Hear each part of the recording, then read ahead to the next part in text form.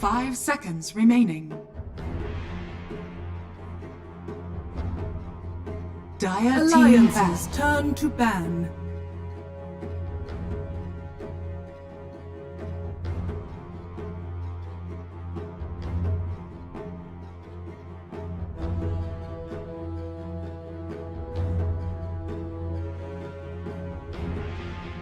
Ten seconds remaining. 5 seconds remaining. Alliance's turn to ban.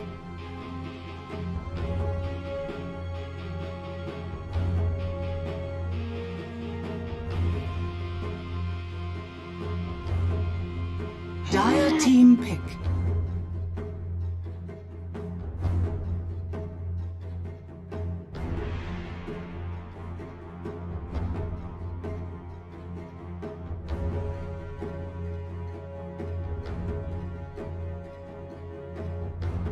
Ten seconds remaining. Alliance's turn to pick.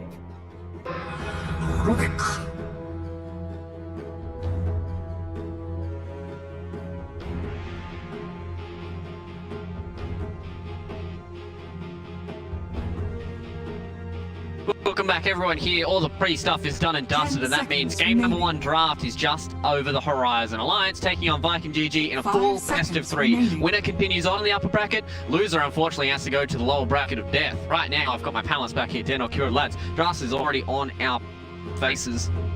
Talk about it.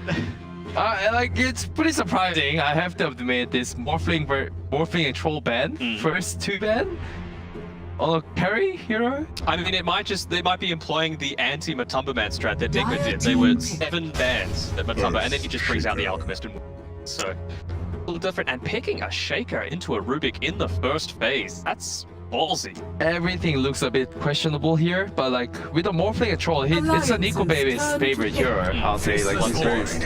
Faceless Void, okay. And with the Rubik, I think they are sort of copying the liquid like way. Like, there's no way you can just actually pick Rubik first pick if you're not going to be using it as a position 5 or position 4. Potentially as a 5, yeah. They're much more stronger with Aramis playing it, but I've seen Celery play it a few times as well, so you do have that flexibility. I'm a little surprised, and I would think that Alliance are going to ban out this Snapfire, because at the end of the day, when you come down to these team fights which require a high level of execution, you just want simple. You know, you want to drop that chrono, drop the Mortimer's Kisses, and not have to worry about like 2 or 3 heroes just dying. It makes things very simple.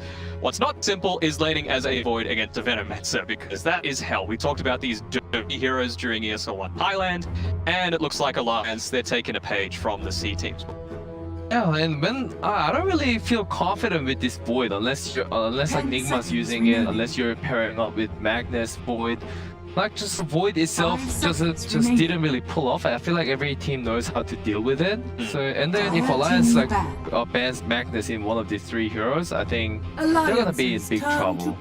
Like, starting with the losing 1 lane, and if Alliance set up like winning other 2 lanes, I think it's gonna be a big problem for the Viking. I think the biggest thing for me is, this was something I was going to say, is making sure you don't keep Celery his Chen or his IO. In this lane, if you have a lot of regen, the Void can start with those rings of regen. They're very cheap, give him a little bit of regen, and then you have something like an IO or Chen to back him up, and the Venomancer doesn't really do much. You don't have to time lock anyways. Caravan's coming out, I'm just saying. You know, I think what Viking need to do next is they just need to secure this off lane. Assuming that this Rubik is going to be pos 4, Bloodseeker is just a really good lane for it. You know, they play it all the time. It's a lane dominating hero. The enemy team is going to have a rough time against it, banning out a lot of the heroes that can potentially deal with the Blood Rite as well. So I feel like that's the way that they might be opting to go. Yeah. They haven't used any of their reserve time to have a Viking, which is a really good idea coming into a draft like this. It's game number 1, full best of 3 series. Yeah, exactly. Yeah. Like, it shows that these guys are ready and they've done their research and they know exactly what they want to say. Yeah, ready to best 7 carry heroes. I'd imagine this is probably going to be like a Sven ban to me, or something like a Juggernaut, and then they could pick up the Bloodseeker for themselves, or PA ban. PA ban. He's another Nico Baby hero. I mean, all his solid staples are gone. Those first 4 are Nico Baby heroes. He's going to have to start pulling out the old cards from the other hat. Maybe a Slark. might be. Like, he might want to get a little bit more active considering he's got an Earth Shaker. You need to be able to have some time to come online as this Shaker. You know, yes, you can get the blocks off, which are really good with a Venomancer if you're opting to run that dual lane, but other than that, you're not really providing all that much in the lane. Yeah. Just one thing is like a building potential if they pick Slug. I think the reason why Slug is not being preferred to pick is even if you're farmed, you can only catch people. And eventually when you're going to high ground, it's very hard to actually go to the high ground. And I really like Slug. I want to see more of that hero, but I hate Slug, so I'm very glad that he's in the bin. It's anti-mage. So again, the reason I was considering Slark as their pick is, again, it's one of these heroes that can avoid things like the Blood Right, you know? He's out of it. You can use Pounce out of it. There's a Ricky potentially still in the pool for it. I would be really surprised if they don't pick it up. 5 seconds Will remaining. Viking pick? So you reckon Viking will be picking Bloodseeker? Yep. I mean, the Slater still in the pool here for Toby. It's something that he has fallen on. As Avenge though, like, it's not in the lane. But Yeah. You never feel good. Maybe they just have to like save a bit of like Toby. Like they probably have to pick like Toby's hero in like the 3rd or 4th phase. Otherwise, he's gonna get like all banned like his hero. But I don't think Alliance is gonna be like the very obvious matchup. I know that like a Viking has this like a last 4th pick, like so they get to see the 4th pick of Alliance.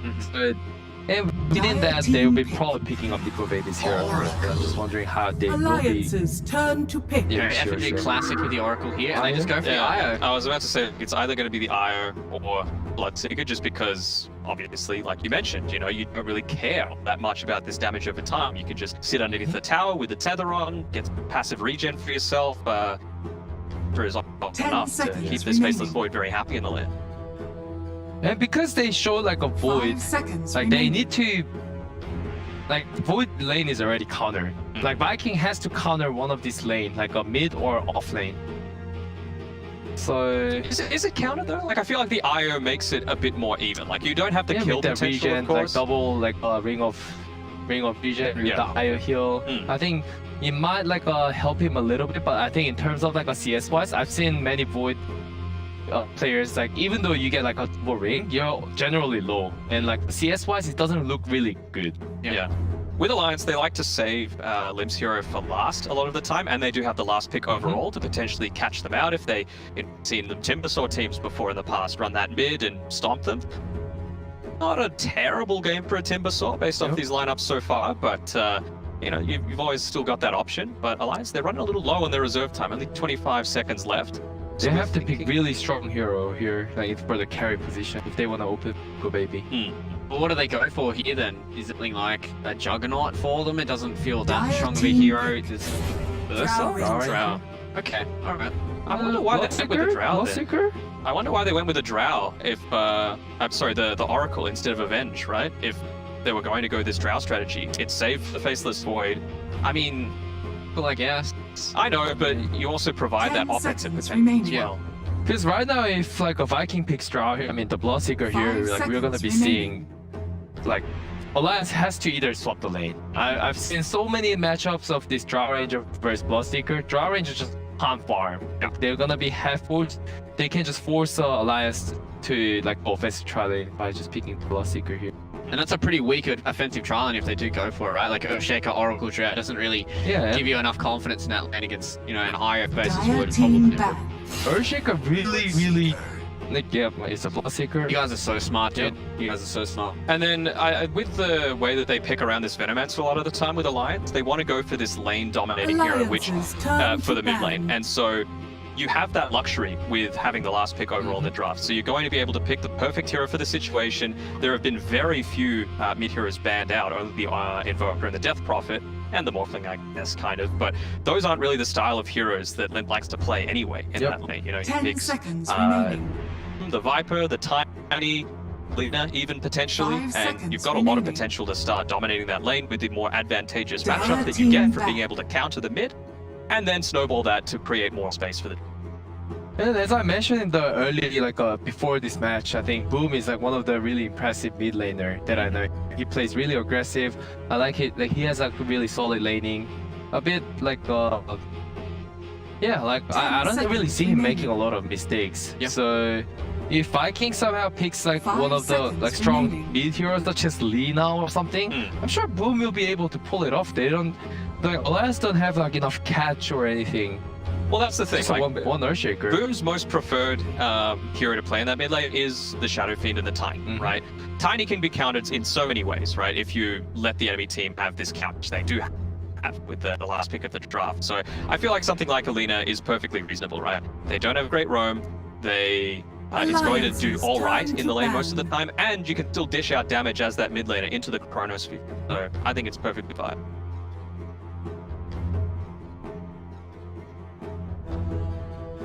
And you know,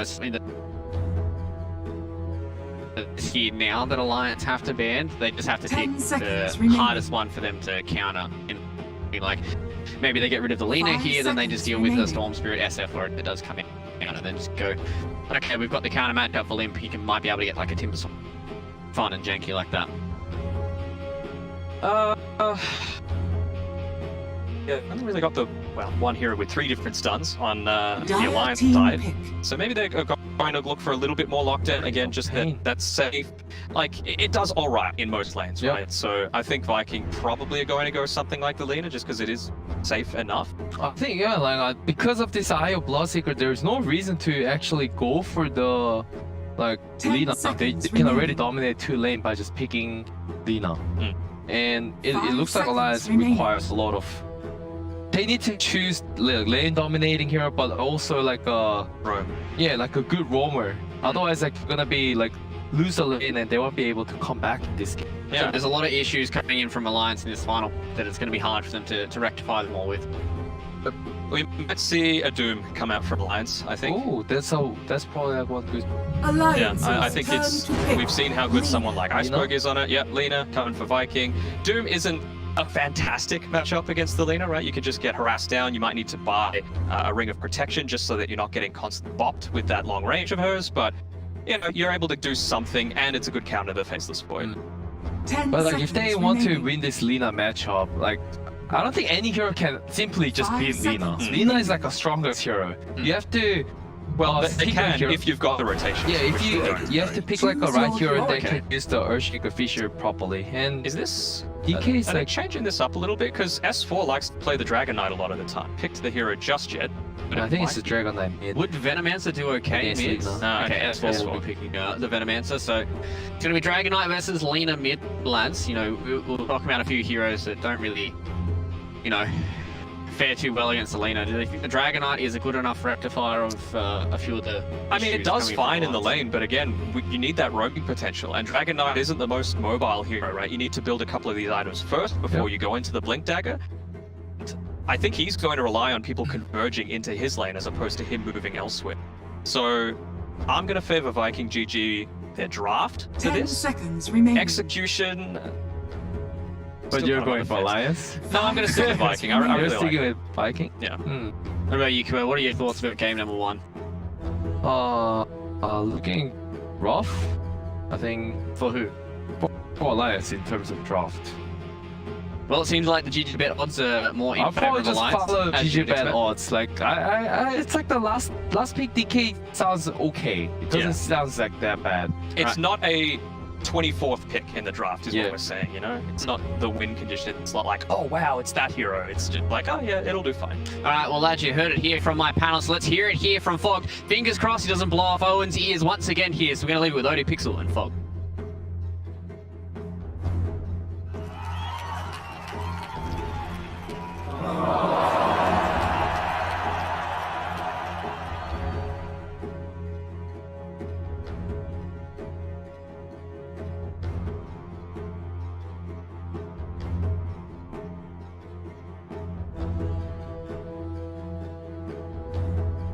Let's welcome, ladies and gentlemen, one of Alliance versus Viking GG. I'm Eddie Pixel here with Fogged and Fog. What are you expecting from these two teams? I mean, all very excited between these two alliances, been on the up and Viking. I mean, they're sort of maybe not as performed as well as people expected coming into this, but still the wins have looked good for them. I like their draft quite a bit. It matches the style. I like when I see Viking, even from the beginning of when they made this team, you know, when we were first starting to cast them at WePlay. all aggression, just fast-paced team Prepare play. for I think that's battle. exactly what this lineup brings. The Void is obviously that slower hero, but the other four, all about pressure. I love it. Let's have a look at what we have got coming out from the sides in terms of lanes over on Alliance. Hans Kent heading to the with S4 then on the Shaker and the Venom. FNG supporting, saving lives on his Oracle. Limp on one of his signatures, the classic Limp DK coming out at the end of that draft on the mid. Nico Baby on the safe lane Drow. Over on the side of Viking GG, Toby's there on the off lane Bloodseeker. Aramis going to be making the moves for the boots first. Rubik support. Middle, Boom, mid laner, top lane, Shad, the Void, supported by Celery. I mean, already sort of looking at some of these lanes. I mean, top, 30 we've got that seconds to hold, battle. Veno, against the Void. You know, it's one of those heroes that Void can struggle at farming into. Is that totally counteracted by the fact that he's going to have Celery backing him up on the IO, or is it still going to be a bit of an annoying lane for Shad? It should still be a little bit annoying, but he can obviously alleviate a good amount of the pressure as Celery. He's going for the Bracer build. We saw Puppy do the double ring of regen build. So a couple different builds we see coming out from these. And yeah, I think bottom will probably be the bigger one that we look The at for battle just the begins. punishing and just overall pressure. Because this Drow, we've seen this matchup so many times. He's leading the panel, you know, they're talking about it. Drow versus Bloodseeker. This Bloodseeker group, they're going to play super aggressive, and we're going to have to see what Alliance does to help out Nico Baby. I feel like he's going to suffer down here a lot. Sure, because I mean, I guess they do have obviously FNG on the Oracle that can offer some heals, but it's still very much a hero that's not going to be able to hold them back when they do start diving in, and also a hero that himself is also going to be vulnerable to Bloodseeker and Rubik getting on top of him. It's a really challenging lane. That's why we've been seeing it picked up so much, and Viking, they're very comfortable with this. Aramis is playing like one of his most signature heroes, his Rubik. He's been very dominant on it, and Toki's had a pretty good time on his Bloodseekers a couple times too. So we'll see how all these things do play out. Mid, a little bit of a boring matchup, but Limp should be able to do just fine. I want to see how Boom plays around this, though. I want to see if he's actually just full harassing, or if he's just doing some stuns to mess with last hits, because there are different ways you can play this matchup. And already missed 2 last hits actually on the first wave, which is not the greatest sign. It's interesting. I do feel like we do see some mid laners like they go for that level 1 line strike array when they are against a melee hero. I mean, do you think the reason why he doesn't do that is because this melee hero, as the DK, has got the breathe fire in turn, so he knows that Limp's still going to be able to play around the CS, or would you like to sort of see the usage of the stun more aggressively when you are a laner against a melee hero?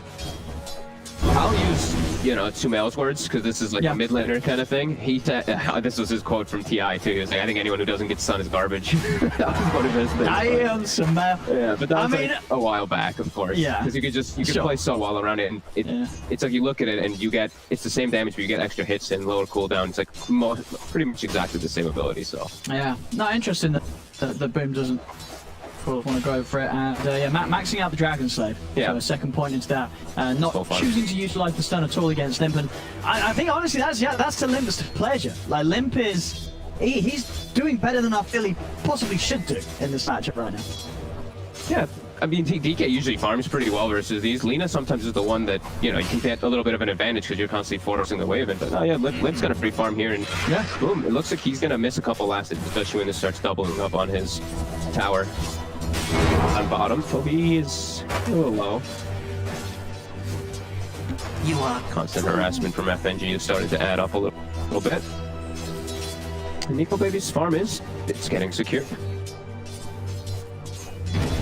Well, up on the top lane, Shad struggling too much against the press S4 and Hans Ken. I mean, up on this top lane, I guess with Hans Ken around, Celery's the one you're looking for, but still with some good tether plays, Celery can get away from a good vicious attack. Though they're both taking heavy bits of damage here, and Celery, He's going to tick pretty low. I mean, Shad, he was even thinking about taking his life there. And Celery says, no, please, I'm not going to die. Shad will let him be. Not going to look to deny him as Celery gets the salve out, and we'll manage to keep them both in lane. No need to kill one another, under attack. each other off for now. actually ends up being great because now they get the double efficiency from that salve, and this is a whole wave pushing into Chad's tower, and he's not missing any of these last hits here, it seems. So that pressure was there, but he's still getting all these last hits, so it's not hurting him too much. Oh, even Celery getting a nice last hit there too. Very nice teamwork. They got every single one there. I love it. Sharing the wealth between the support and the core. I mean, it's little things like that. You know, some of the reasons why we have seen Viking have the success that they have. They do seem very in tune with one another, this team. Yeah. Lots of good synergy coming out from these boys. Yeah. Mid. Yeah, 4-minute mark coming out. So for bottle to fill up, we see Limp. He doesn't need a bottle. He just goes for the boots this game. Invisibility. And he's able to just go get an easy rune. Hanskin gets the one top. Don't know if you can do anything with the invis, but unlikely though, was picked up underneath. Vision from Viking. Yeah. I know it's coming. Sentries around here as well. Celery. He knows to play this caution. Oh, he gets the farm a juicy plague ward. Nice, 15 gold.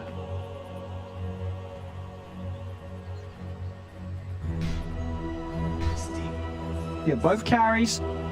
Not really feeling any sort of heat early on. Mid lane just continues to be a straight trade. Very close here on the opening limp. 26 for 2, 27 for 3 on Boom. Yep. We see bottom. They're getting the pulls off actually. FNG is getting a good job, doing a good job of getting the pulls, which makes Nico Baby actually able to farm under tower. Because I thought what Viking needed to do in this game is keep the lane in positioning where Toby is right now. Lane keeps getting moved, so they can't actually pressure this Drow Ranger as we normally see this matchup go. We normally see the Bloodseeker plus Rubik be able to do. Doing a good job of lights in these lanes. None for you. Let's burn. Seeing FNG just burn some nice range drop charges there. And does it sort of surprise you that Nico Baby's not getting more pressured by these two early on? Did you think he'd have a bit of a tougher time as the Drow? Yeah, I did. They got really good pulls off. I'm just watching FNG. He just got another one off. He's just gotten like 3 or 4 pulls off. He has the side can't block the whole time too, so he's just resetting lane positioning. They can't get aggro. He's getting, look, Nico Baby's actually missing a couple under the tower here and there, but for the most part, it's free mid. I do try the aggressive move in onto Boom. They're in with the Dragon Tail stun, but Aramis is TP'd over and He's already started to just back off. Get some hits in onto the tower. They turn towards Hanskin with the Laguna Blade up. Boom's able to pop it. Viking GG get the first blood. Just a little too deep there with that hunt and not quite able to get Boom on the right side of the Fisher block. Very quiet first 6 minutes. As soon as those catapults start kicking in, the double rotation comes. Middle tower Viking responds a little more accordingly. It's a nice kill for Boom. He's actually going to move away from the mid lane too. Aramis maybe get a little bit of free experience. First EK form used. Only about 600 damage on the tower, and Boom gets a little out of it. So he's got a little bit more time here. Yeah, a few more hits on it at least. Top. Again, this is the back over here. Radiant seems to do some of their sports. Center and Shad do step forward. They're actually able to take the courier out. Well, there with a bit of mismanagement of his courier micro. Seems like he's not able to slow them down at all. I thought he'd be able to slow it, even though the IO is so good at keeping all this regen going. I thought he'd be able to actually slow down Shad a little, but he's not. Shad is absolute full free farm up here. Even the IO has some less hits, as we see for Celery up to 10, getting an up sword there. It's going slightly better for Viking here at these first 7 minutes. And we look at this, another courier snipe. Aramis finds himself one as well. And immediately TP's top. Looking for a play. All right. Yeah, he's gone right up to the wave. He gets a fish. Goes down. As, yeah, I mean, I just didn't expect Aramis to come in like that. Felt that against the Void in the IO, he'd always have a chance to stun and walk away. But Aramis coming in to the trees and at sort of a pace that was very unexpected. As it seemed there, as you said, as soon as he killed that courier, he was making a move because that is a pretty, 5-head thing to do, right? He knows that they're thinking, oh, he's down there, he's killing couriers, doing something in our jungle. No, he's top and he's ganking your shaker. Yeah, and now he's even using this time. He's utilizing his time as well. He's level 5. He's stacking. He immediately buys a smoke too and a clarity and a ward, so he looking to be active again. And look at this start here for the Rubik. Level 5, soon to be arcane boots. It's like the dream start really for your Rubiks. Yeah, very smooth opening here from Aramis this game. And it's actually 2K 8 minutes. They pushed the look at top. Like I know S4 is jungling now. So Void pressure is gone because he has Chrono available. He's queuing up a Midas. This is looking real good for Viking at the start here. And sort of overall, why is that? Is that just because you feel that Alliance's lineup is one that does sort of want to be taking the lead early on? Yeah, you're running a DK Drow into Void. Sure, there's a lean on the other team, which can be a little volatile and can kind of just die, but I think we've all started to see that Void is just the king. Even versus Spectre late game, like I'm just seeing these Voids just Dire's kill him middle by tower himself. And is under attack. yeah, they're not slowing him down at all. Drow is getting slowed down. Benno is getting slowed down. Alliance, they're about taking early towers, getting themselves a decent gold lead. The status of the mid tower here is down to less than half HP as Limp's coming in with the second usage of the DK form this game. Boom just trying to do his best to push back with the Dragon Slayer spam and top Dire's lane. middle tower Chad and is Celery under attack. attempting to step in onto S4. The other enough. A good job that he does. In a few bashes and Shad would have dropped the Chrono to commit. Hanskin was trying to get aggressive onto Toby there, but Aramis was rotating. That was just missed by the D ward from Aramis, but he's looking to set up onto Limp mid. Limp is kind of low. A 21 and a cloak. Kind of a tough kill here still. Yeah, they're not able to burst in. So just hold it safe by the tower, keep on farming. Bottom lane, Fisher set up on the Toby. Dire's Root middle coming tower in. is under attack. Should have the damage here with Nico Baby Dire's firing in from the middle side, or maybe tower not, because has fallen. Celery's Celery's here. He's in with the save, and Toby, he's going to be fine. Turns around, Bloodbright down, forcing Anscan to step out to the side.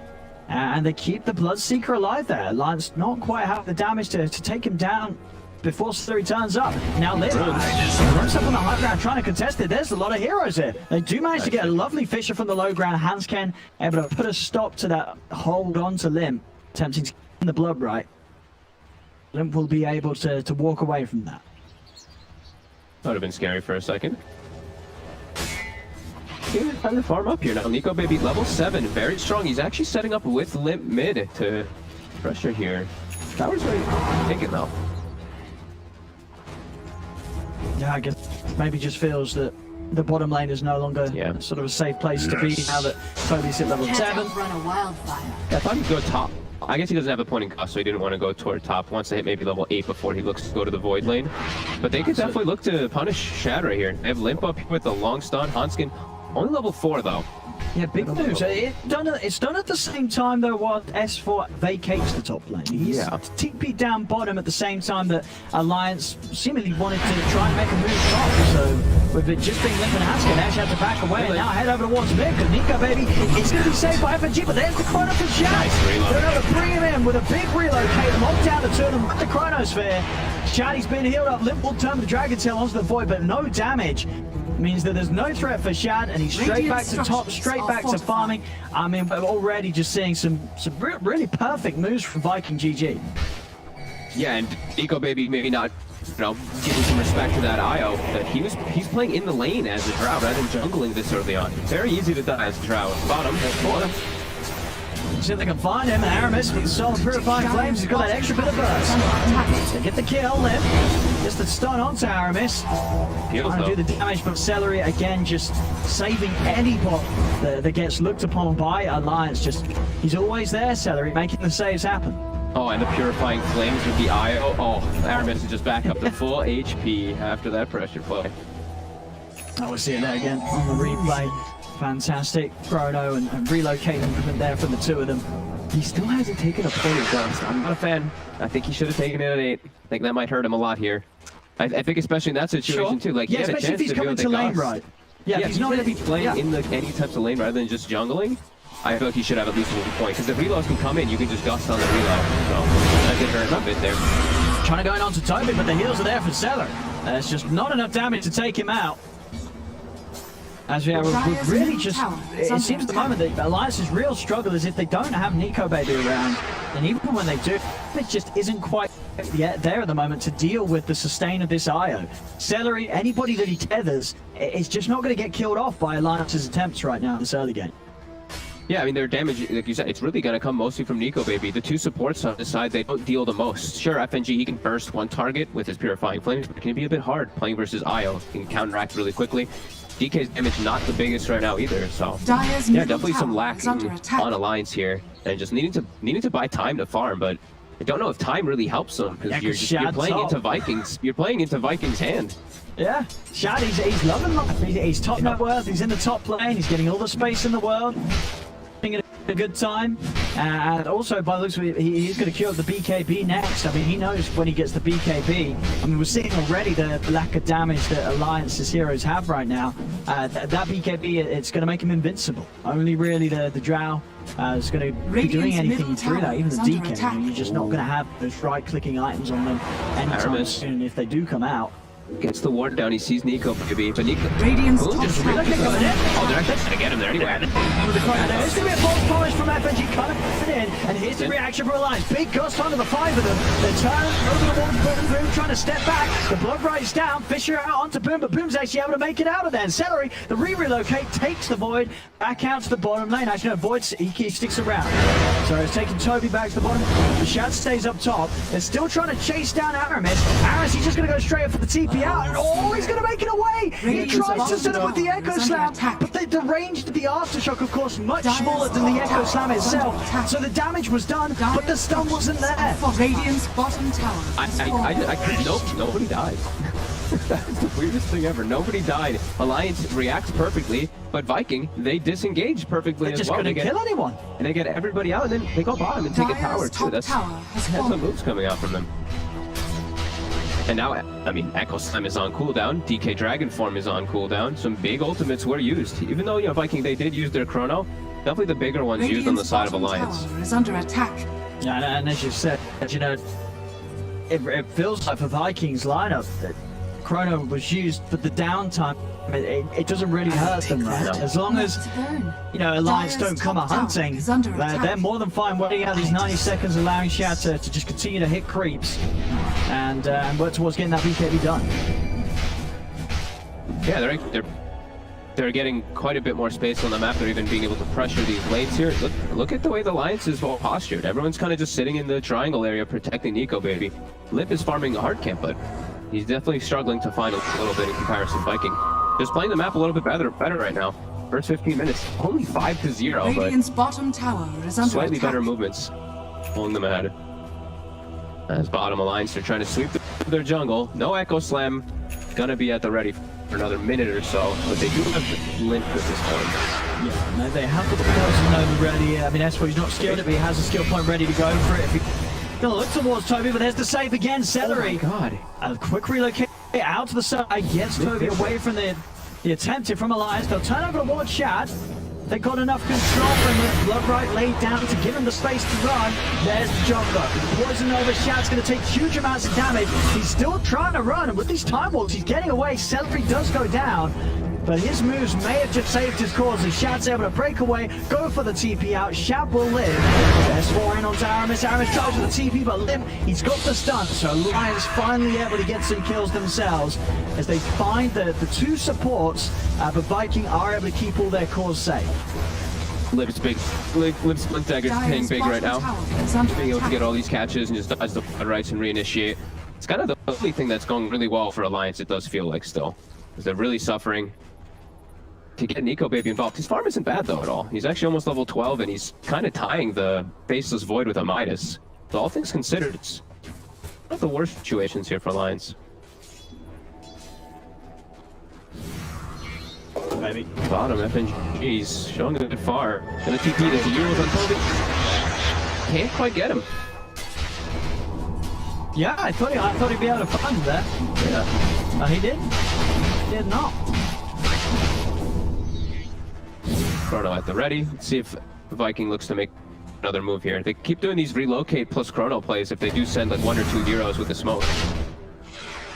They do have Vision of Limp. That would be the big target. Even though Nico Baby's getting all this farm, I feel like Limp's being a bit more of a nuisance.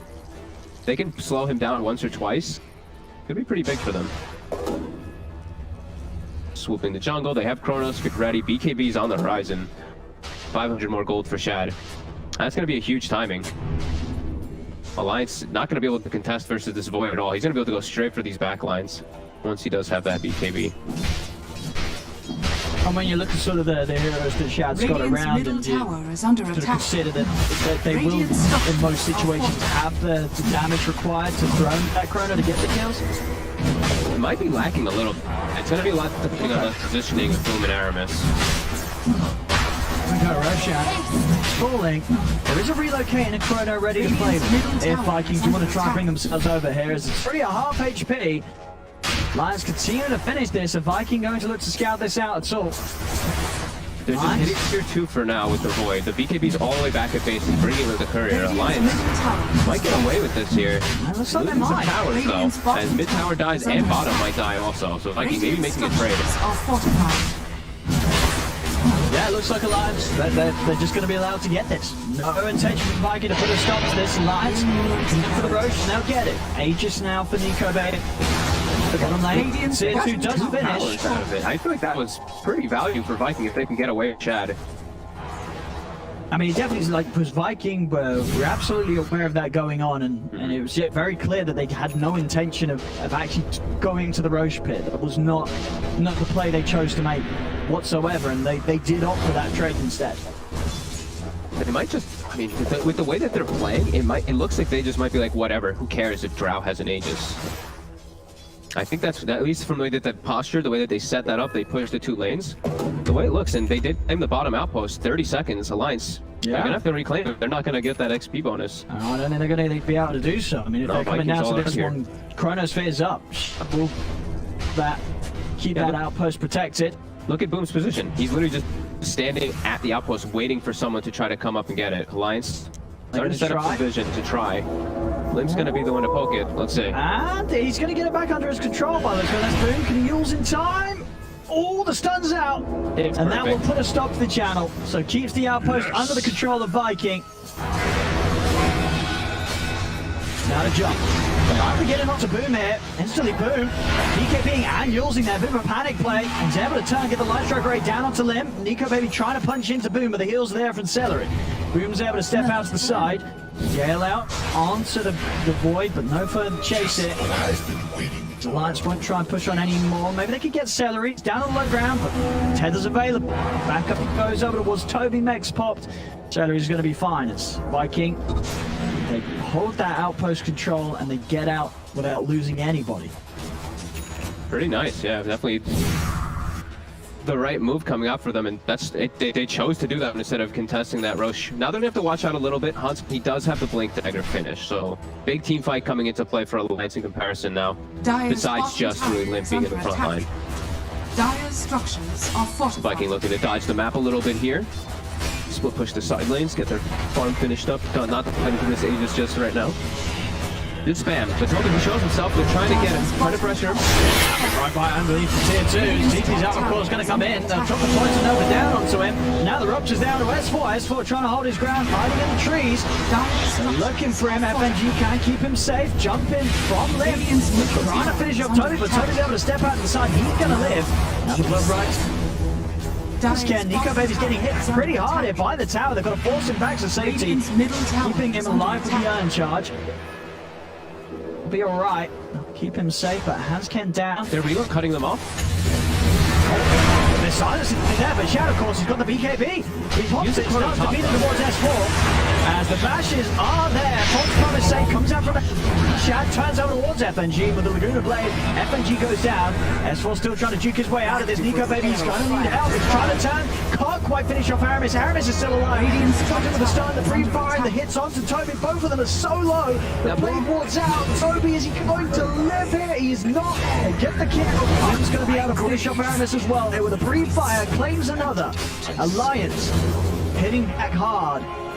The fight around the Aegis working out perfectly there. Viking, they felt they could commit for the Drow, but Alliance were able to hold strong. Limp and S4 run down the rest of Viking, and now Alliance back in position to push these tier 2s and take back some control of the map themselves. Dire's I bottom think they can go high ground. There's no Chronosphere. I think you threaten right now. I mean, Viking completely on the back, but even though they have the gold lead, yeah, you threaten. You put up the buyback. Very nicely done. And Viking using that, I mean, Shad had to use the Chrono top to kill the Earthshaker, and then they forced the fight bottom super hard into an Aegis, overcommitting into Alliance for sure there. If they had the Chrono, that would look like a different fight probably, but without it, Alliance is all just set up in the area. Walking into the Drow and the Veno is very hard for these pushing guys on the back, as we saw. Alliance closing that lead the Viking have had. 2k advantage now for Viking, and Nico Baby still holding strong right there behind Shad's Void. the Manta style on top of that Hurricane Pike still going to be solid. And in those two, he's going to be slippery. It's going to be down to these Chronos catching him. And we're going to get to the point where Shad, he's really got to think about saving that Chrono for the big targets, for the big team fights. Yeah, he's got to get on these big heroes, and he has to always has to factor into the heals that are coming in. You know, this Aura from Thomas, but also the Greaves from S4 and this hood that he has. It's making a big difference in the fights. Like this bottom fight, he turned it pretty hard because of that big heal that they don't have on their side. Viking, sure, they have this IO, but he's got the mech, but it's not fully finished just yet. Not like the Greaves, at least. Nice. Big grouping up. They got a smoke here on them. They do. Hands down with the smoke, ready to make moves happen. Only level 10, still only level 1 Echo. Still a bit weak, but Nico Baby very strong. It actually looks like he switched the build. He was going for the Manta, now he switches to the BKB. He's just a little scared, I guess, of the Lina just popping him though, because he's very squishy on this draft still, only 1600 HP. Yeah, Blood Rage plus that Laguna is definitely something that they do have to watch out for a lot of times in this game too. I saw him Blood Raging Shad in the fights when he was BKB'd up.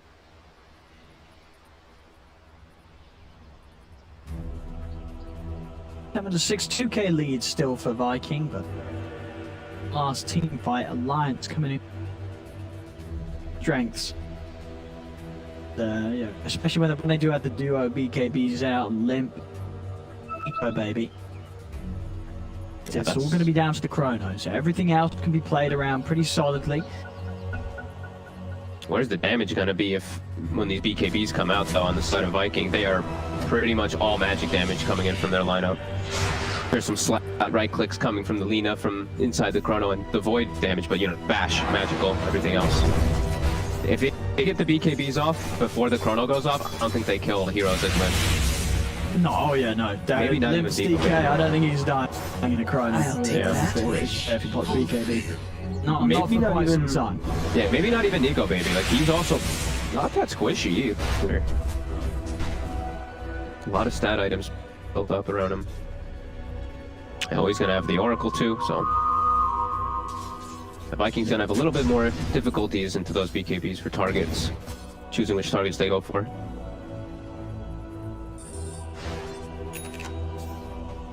Very quiet game after we had you know, OG and Secret and stuff yesterday pulling out like 50 kills in 25 minutes. Like this is 6-7, Owen. This is, 26 minutes almost. a nice, relaxing game.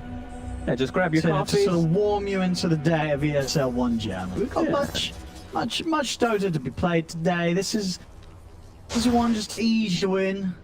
Get yourself relaxed and prepare for the chaos that will ensue later on in the day, I'm sure. Yeah, for the players as well, right? Dire's middle tower is under attack. I mean, I guess it depends. Back when you were playing pro, would there sort of be would you ever go all out in the first game of the day if you knew you had to play like a whole series? Like, you're holding some back, right? Or I didn't really think about that when you're just playing. You just play. You just play. Okay. That's what I don't even know anymore. It's been so long since I played. I don't even know. 5 years. So long ago. Yeah, I mean, you haven't played since I started casting. Yeah. Actually, that's not true. Did I cast an event where you were playing? I don't know. I don't think so. No, I think I never got to see you play. I don't even know that you did play. Maybe it's all a lie. Yeah. Yep. I'll give you some good replays where I've had. 6-7 here. 3k lead for Viking GG is both teams keeping it pleasant. Very pleasant game so far. Yeah, I mean, if I was Viking, I'd be pretty happy with all this downtime, right? You have a Void right now. I think so too, right? I mean, especially after that bit of a blunder down bottom, where Alliance had the Aegis, they were able to win the fight, and then Viking were probably like, oh my goodness, what's Alliance going to be able to do now? They haven't really done anything since. Alliance have also opted to take the farming route, which, yeah, I think Shad's not going to be too upset with. It's always a concern though for me, like when it's these Linas, you know, you're progressing into these late games, but I have seen a couple of these times where these Linas progress into these right-clicking beasts, and I'm looking at Boom, you know, he's prepared. He's gotten both talents, the health talent, the damage talent, Imp Claw, queuing up an AC, he's prepping for the the right click and for this the tankiness as well. Finally decided it's time to end the peace and quiet. Oh, though they're like, wait, what the heck? Why would it break down here? FNG's like, he's not going to TP. FNG, oh, he's in a lot of trouble there. FNG. He's in a lot of trouble there. There's no escape. Right. Make him work for it. Kill him off. Who's going to get the kill here? Nico Baby Limp. FNG. Sure, let the carry on the mid take the kill. Nah, I'll take this one, says the Oracle. Classic. Wait, I'm really close to Radiant's top tower is under attack. Good old FNG. I mean, you know he was doing that with a smile on his face. Actually, we do have the cam. Check that maybe. Dude, the cams were killing me the other day. Yeah, it was a good Socked shot. him with the one hand. Is under attack. Yeah, it froze with him touching his chin, so he looked like he was playing one-handed the whole game. Oh, that's amazing. And the truth of the matter is, Saxa could probably beat a lot of Dota 2 players playing with one hand. Yep. He's rather good at the old game. Dire's middle tower is under attack. Mid lane. Lions continue to siege. The pipe is also now finished too for S4. An item that is very expensive, but definitely has its merits this game versus so much magic damage. Now, wasn't Sax the player? He's got multiple he got multiple counts to top of the leaderboard, right? Yeah, he had 3. I think he had 2 or 3 in the top 3 at one point. Rumor has it was one account per limb. One was his right hand, one was his left, and one was his right foot. Possible. Very a man of many talents, Sax. Dire's middle tower. Mid tower taking a contest here from Viking. They'll just let that happen. I think Viking are still like, I think Viking's sort of approach right now is if we don't make too much noise, they won't notice that we're farming quite peacefully. So they're sort of just avoiding alliance right now. Definitely does seem like that. They're just both teams are just waiting for these perfect opportunities to jump each other in the back lines. They're both just afraid of the counter initiate. A nice ward right now from Alliance is spotting the IO as well as that void up top. They're just gonna actually make their way right into that roast again. Maybe forcing Vikings' hands. Vikings this time around giving up an Aegis and a cheese is a little bit more than just that one Aegis. It's gonna make it a lot more difficult to actually take that fight. But I don't feel like they can contest it. Yeah, it's already gonna be dead. Vikings still just on another planet right now. They're just, you can have the rush. We don't care. You can have the tower. We don't care.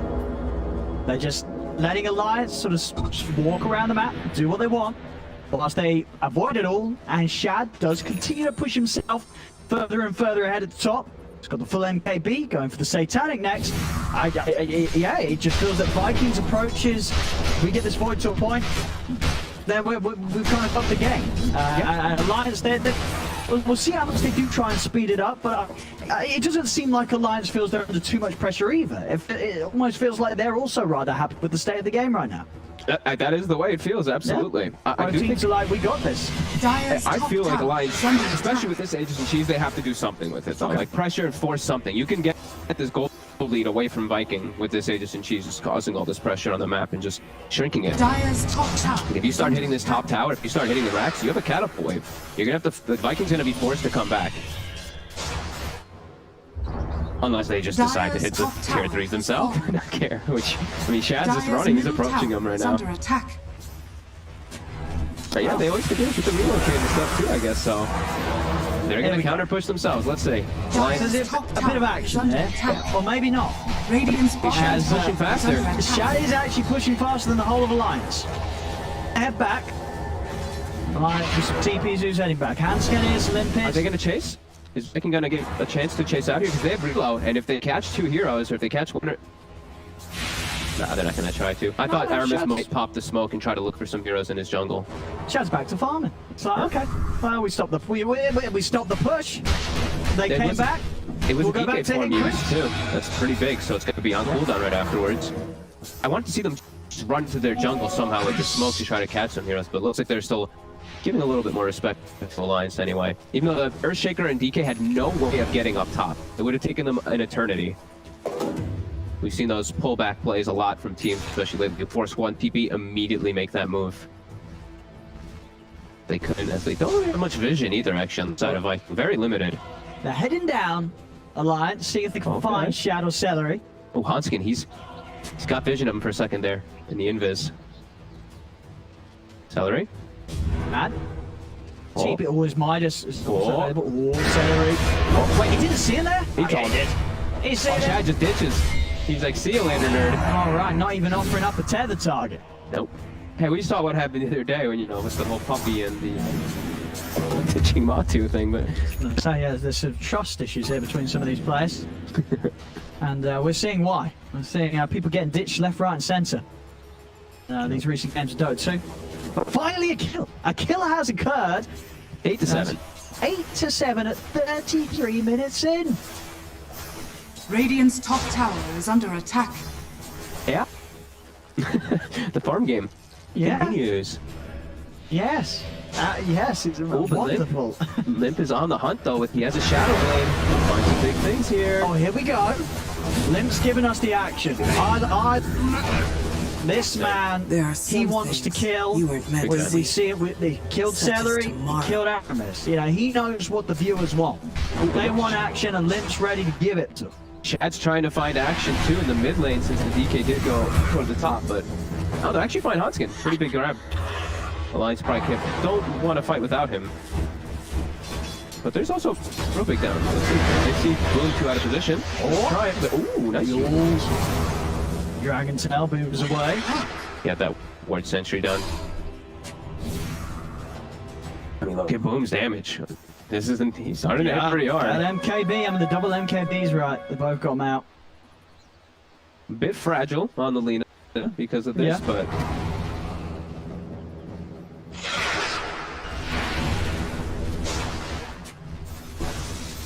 Limp.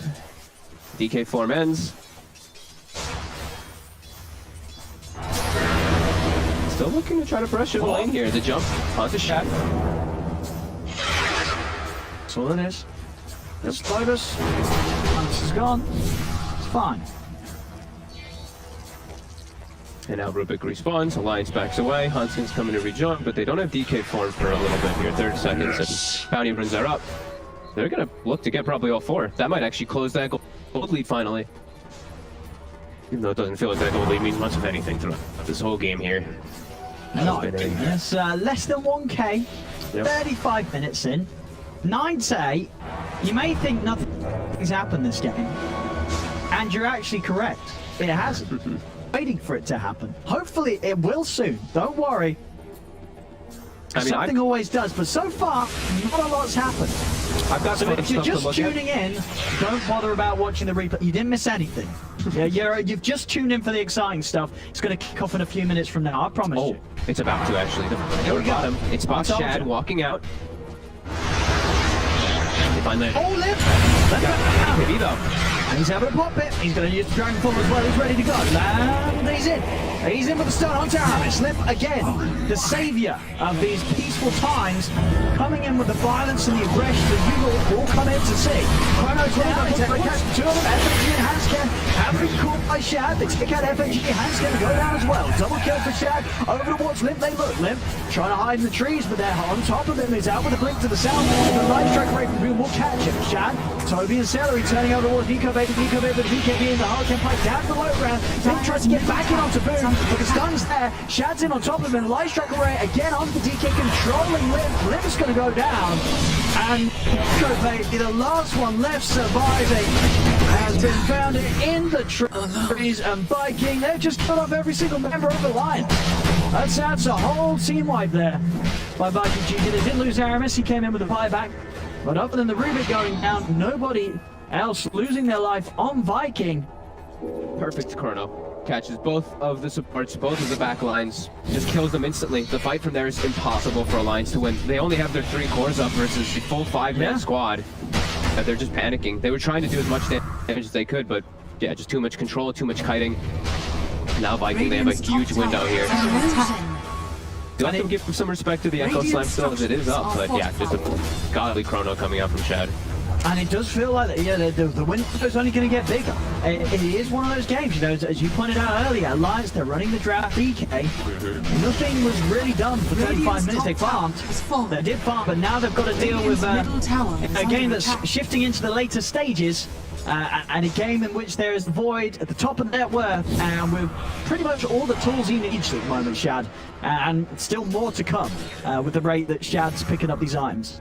And his build is perfect too this game, it feels. The Halberd versus the double kind of range carry, the DK of course when he turns into dragon form, and then I've Scotty versus 2 range carries and versus the health region of the DK. It's ticking all the boxes. He's just playing the farm game like we said. Look, this is why Viking was just sitting back, waiting for Alliance to make anything happen. They know. They know that they can just play this one with this. They've got to come in with big hits. They've got to come in with big hits here as they're grouping up again mid. It took them, like, the fact is though that the game has gotten to the point where their respawns are so long, Chrono's back up at 20 seconds. Like, they're level 22, so this Chrono, it's almost up for every single one of the fights if they do win a fight off of the hand of it.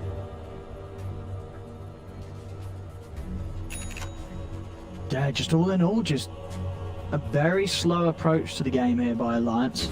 Other than Limp, as I say, Limp, our champion, he's been the one he's trying to fight, bless him.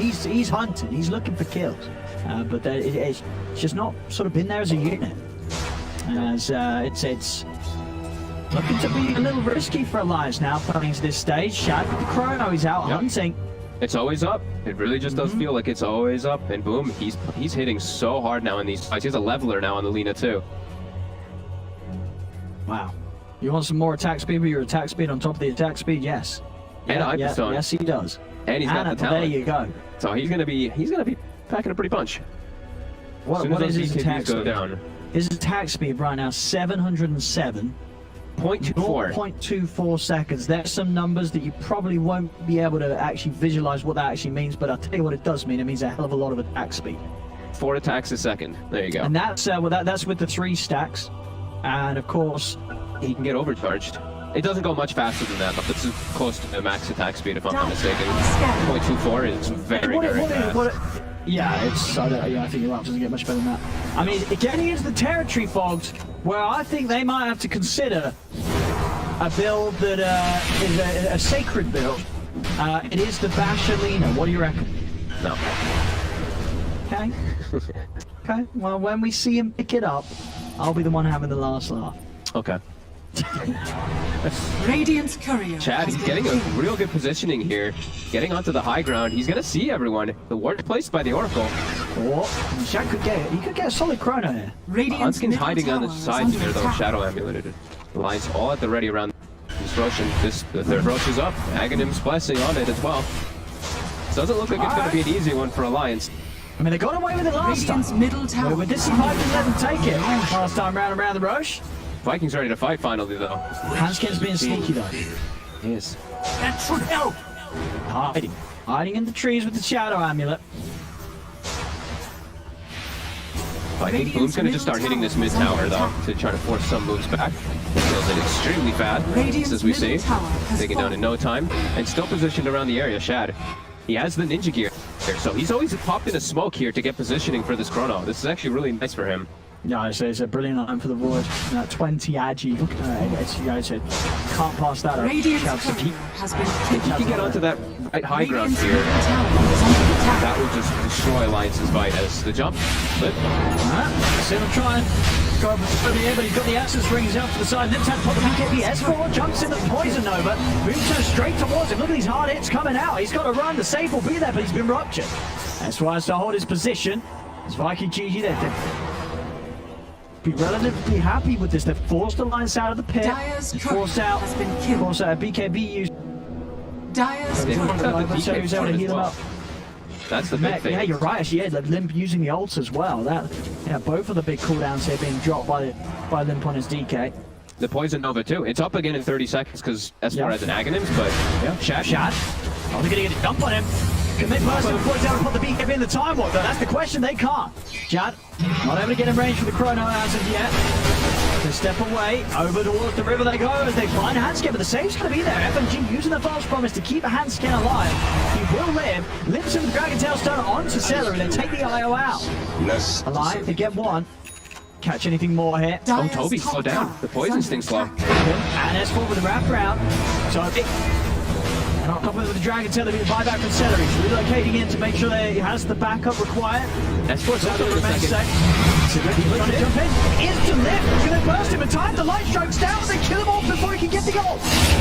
Instant plays there from Aramis. They turn over towards them. Jump talk and Shad. He's looking towards Hanskin, but he has been disarmed. Shad, no BKB for 20 seconds. Hanskin hiding under the Shadow Amulet. It's going to save him. There's no detection down. They don't see the Shaker. Nico Baby trying to find Aramis, but with the force of the high ground, Aramis is away. Nico Baby, he forced himself in. He wants to try and chase the Rubik, but he got baited. He got baited hard by Aramis, sliding up to the high ground, allowing Boom to kill off Nico Baby. Shad finishes off FNG. Just for the hit of the Lions. Vikings going to head in the pit, and this Roshan's theirs. Aramis, blink word, he puts it down, he hits Hanskin, cancels his blink dagger, Hanskin echo slams the floor.